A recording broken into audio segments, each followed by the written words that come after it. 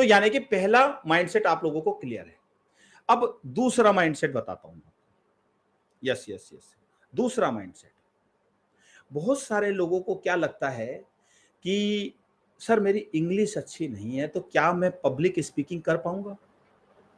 English का लोगों को नजरिया रहता है, माइंडसेट रहता है कि मेरी इंग्लिश अच्छी नहीं है, सर मेरी इंग्लिश अच्छी नहीं है, क्या मैं पब्लिक स्पीकिंग कर पाऊंगा या कर पाऊंगी, ऐसा लगता है आपको। दूसरा माइंडसेट, मेरी सर इंग्लिश अच्छी नहीं है। तो समझिए आप में से कितने लोग हैं जिनके मन में ये डाउट रहता है कि सर इंग्लिश सही नहीं है मेरी, या मैं पब्लिक स्पीकिंग कर पाऊंगा या कर पाऊंगी।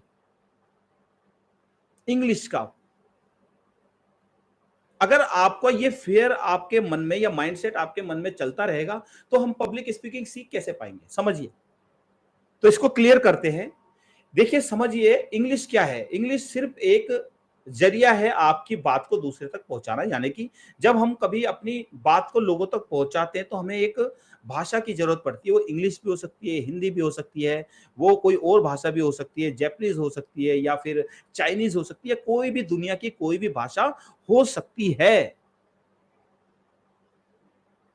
पर हमें समझना है कि क्या इंग्लिश अगर सही नहीं है तो पब्लिक स्पीकिंग कर सकते हैं, बिल्कुल कर सकते हैं, क्योंकि language is just a vehicle to deliver your speech, your presentation, your thoughts या योर पर्सपेक्टिव, आपकी सोच, आपका नजरिया कैसा है ये बताने के लिए हमें एक लैंग्वेज की जरूरत पड़ती है।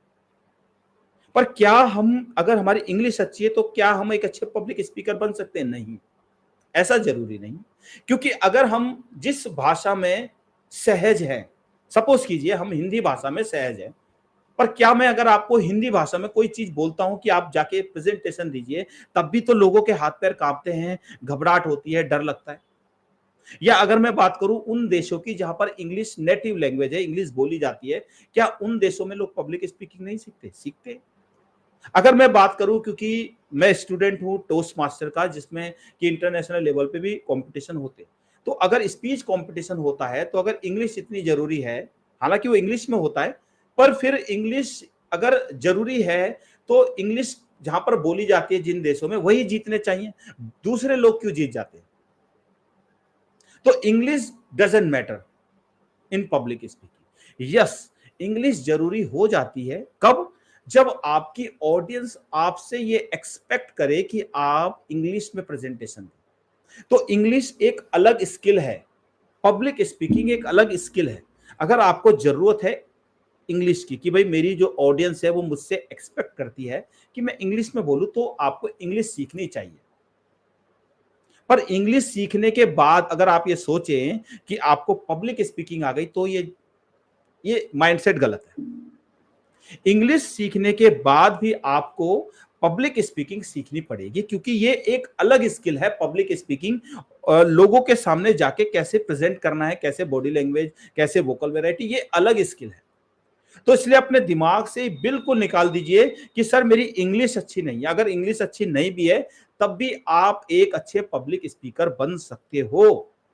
और हम जिस देश में रहते हैं, यानी कि इंडिया में रहते हैं, हिंदुस्तान में रहते हैं, हिंदुस्तान में आप देखोगे बहुत सारे स्पीकर ऐसे हैं जो इंग्लिश बोलते ही नहीं हैं, फिर भी वो करोड़ों रुपए कमा रहे हैं, एक अच्छा इन्फ्लुएंस मार्केट में उनका है, एक अच्छी सेलिब्रिटी मान के चलते हैं कि सेलिब्रिटी भी हैं, और अच्छा खासा हिसाब किताब है उन लोगों का।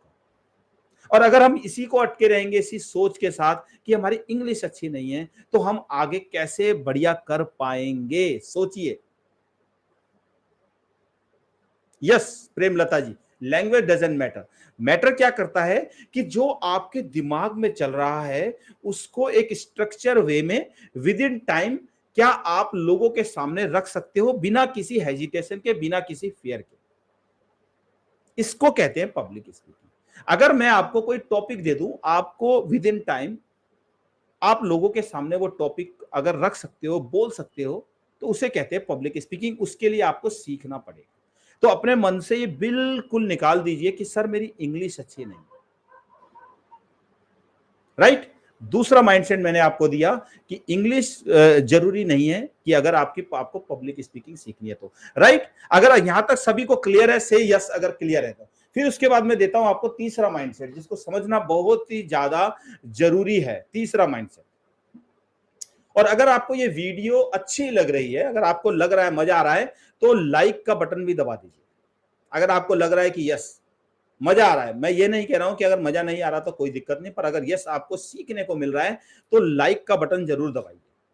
इससे क्या है, मुझे पता चल जाएगा कि यस जो मैं आपको समझाना चाह रहा हूं वो आपको समझ में आ रहा है बड़े आराम से। चलिए, तो तीसरा माइंडसेट